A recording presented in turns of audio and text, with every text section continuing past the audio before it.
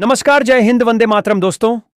स्वागत है आप सभी का उत्तर प्रदेश के सबसे भरोसेमंद YouTube channel UP news update में। तो दोस्तों, आज हम आपके लिए लेकर आए हैं उत्तर प्रदेश राज्य के हर जिला, हर क्षेत्र की तमाम बड़ी खबरें एवं उत्तर प्रदेश सरकार द्वारा चलाई जा रही सभी सरकारी योजनाएं। नोएडा के जेवर में बन रहा इंटरनेशनल एयरपोर्ट अब अपने संचालन के बेहद करीब है। नागरिक उड्डयन विभाग ने आधिकारिक तौर पर घोषणा की है कि 15 जून 2026 से यहां से कमर्शियल उड़ानें शुरू हो जाएंगी।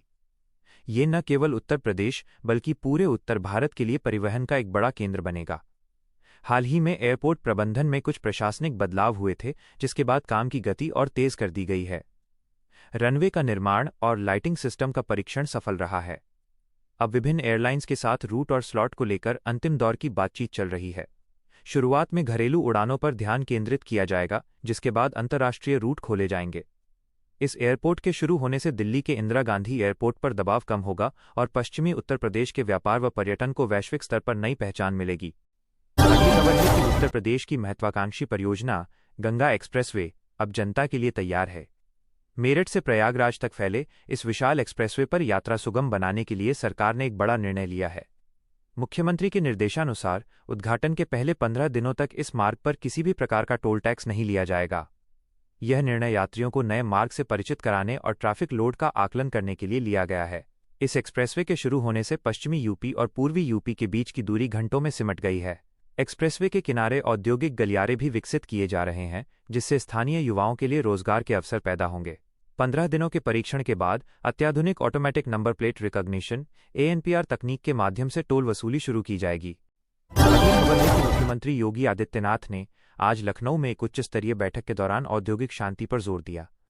उन्होंने स्पष्ट किया कि उत्तर प्रदेश को $1 ट्रिलियन की अर्थव्यवस्था बनाने के लक्ष्य में श्रमिकों की भूमिका सबसे महत्वपूर्ण है।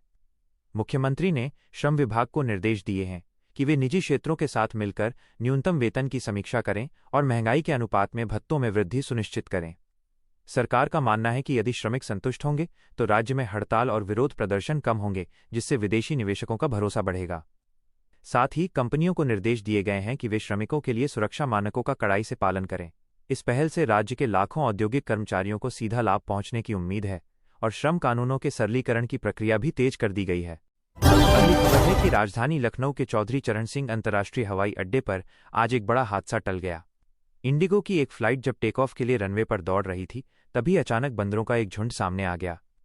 पायलट ने आपातकालीन ब्रेक लगाकर विमान को सुरक्षित रोक लिया।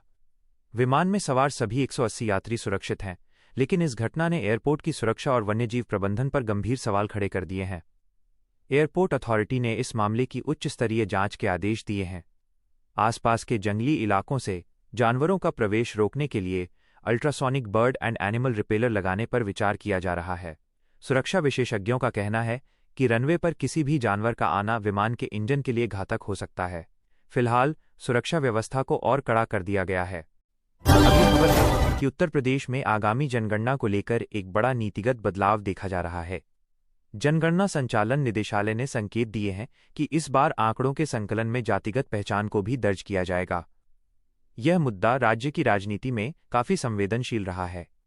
जानकारों का मानना है कि जातिगत आंकड़ों से सरकार को अपनी कल्याणकारी योजनाओं को सही लाभार्थियों तक पहुंचाने में मदद मिलेगी। सामाजिक न्याय के पैरोकारों का कहना है कि इससे पिछड़े और अति पिछड़े वर्गों की वास्तविक स्थिति का पता चलेगा और बजट आवंटन अधिक सटीक होगा। दूसरी ओर विपक्षी दल इसे चुनावी रणनीति का हिस्सा बता रहे हैं। सरकार ने स्पष्ट किया है कि उसका मुख्य उद्देश्य डेटा आधारित सुशासन सुनिश्चित करना है, ताकि समाज के अंतिम पायदान पर खड़े व्यक्ति को विकास की मुख्यधारा से जोड़ा जा सके। अगली खबर है कि राज्य सरकार ने ग्रामीण पेयजल योजनाओं के बुनियादी ढांचे को लेकर सख्त रुख अपनाया है। जल जीवन मिशन के तहत अब ये अनिवार्य कर दिया गया है कि जो भी कंपनी गांव में पाइपलाइन या पानी की टंकी बनाएगी, उसे अगले 10 वर्षों तक उसके रखरखाव और संचालन O&M की जिम्मेदारी लेनी होगी। पहले ये अवधि कम थी, जिससे निर्माण के कुछ समय बाद ही पाइपलाइन खराब होने की शिकायतें आती थीं। अब 10 साल की वारंटी होने से ठेकेदारों पर गुणवत्तापूर्ण काम करने का दबाव होगा। यदि इस दौरान पानी की आपूर्ति बाधित होती है या लीकेज होता है, तो संबंधित कंपनी को अपने खर्च पर इसे ठीक करना होगा। मुख्यमंत्री ने अधिकारियों को निर्देश दिए हैं कि वे नियमित रूप से इन परियोजनाओं का सोशल ऑडिट कराएं, ताकि ग्रामीण जनता को शुद्ध पेयजल मिलता रहे। अगली खबर है कि केंद्रीय रक्षा मंत्री राजनाथ सिंह आज प्रयागराज के दौरे पर रहे। उन्होंने भारतीय सेना के त्रिशक्ति कोर द्वारा आयोजित एक कार्यक्रम में भाग लिया और वीर नारियों व पूर्व सैनिकों को सम्मानित किया। अपने संबोधन में उन्होंने कहा कि उत्तर प्रदेश देश की सुरक्षा का गढ़ बनता जा रहा है। उन्होंने कानपुर और झांसी के बीच बन रहे डिफेंस कॉरिडोर की प्रगति पर संतोष व्यक्त किया। रक्षा मंत्री ने यह भी कहा कि आने वाले समय में उत्तर प्रदेश में बने ब्रह्मोस मिसाइल और अन्य रक्षा उपकरण न केवल भारतीय सेना की शक्ति बढ़ाएंगे, बल्कि दुनिया भर में निर्यात भी किए जाएंगे। उन्होंने युवाओं से अग्निवीर योजना के माध्यम से देश सेवा में जुड़ने का आह्वान किया। इस दौरे को सामरिक और राजनीतिक दोनों दृष्टि से अत्यंत महत्वपूर्ण माना जा रहा है। अगली खबर है कि उत्तर प्रदेश में भीषण गर्मी के बीच मौसम विभाग ने राहत और चेतावनी दोनों जारी की है। पश्चिमी विक्षोभ वेस्टर्न डिस्टर्बेंस के सक्रिय होने के कारण लखनऊ, कानपुर, नोएडा और गाजियाबाद समेत 25 जिलों में अगले 48 घंटों के लिए येलो अलर्ट जारी किया गया है। विभाग का अनुमान है कि 40 से 50 किलोमीटर प्रति घंटे की रफ्तार से धूल भरी आंधी चल सकती है और कुछ स्थानों पर गरज चमक के साथ बारिश हो सकती है। हालांकि यह बारिश तापमान में गिरावट लाएगी, लेकिन किसानों के लिए यह चिंता का विषय है क्योंकि मंडियों में खुले में रखी फसल बर्बाद हो सकती है। बिजली विभाग को भी सतर्क रहने को कहा गया है क्योंकि तेज हवाओं से खंभे और पेड़ गिरने की संभावना रहती है।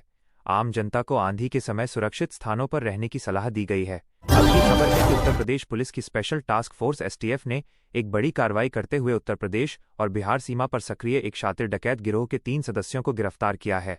इन अपराधियों ने पिछले महीने सोनभद्र के एक ग्रामीण बैंक में दिन दहाड़े डकैती डाली थी और लाखों रुपए लूट लिए थे। पुलिस ने इनके पास से 5 लाख रुपए नकद, 2 अवैध पिस्तौल और कई फर्जी आधार कार्ड बरामद किए हैं। एसटीएफ के अनुसार ये गिरोह डिजिटल सर्विलांस से बचने के लिए कोडेड भाषा का इस्तेमाल करता था। पूछताछ में पता चला है कि इनके तार कई अन्य राज्यों के गिरोहों से भी जुड़े हैं। पुलिस महानिदेशक ने टीम को इस सफलता के लिए इनाम देने की घोषणा की है। इस गिरफ्तारी से क्षेत्र में बढ़ते अपराधों पर लगाम लगने की उम्मीद है। अगली खबर है कि नोएडा और ग्रेटर नोएडा के विभिन्न सेक्टरों में आज स्मार्ट बिजली मीटर के खिलाफ व्यापक विरोध प्रदर्शन देखने को मिला। आम आदमी पार्टी के कार्यकर्ताओं और स्थानीय रेजिडेंट वेलफेयर एसोसिएशन RWA ने बिजली विभाग के कार्यालय का घेराव किया। प्रदर्शनकारियों का दावा है कि जब से नए स्मार्ट मीटर लगाए गए हैं, उनके बिजली बिलों में 30% से 50% तक की बढ़ोतरी हुई है, जबकि खपत पहले जैसी ही है।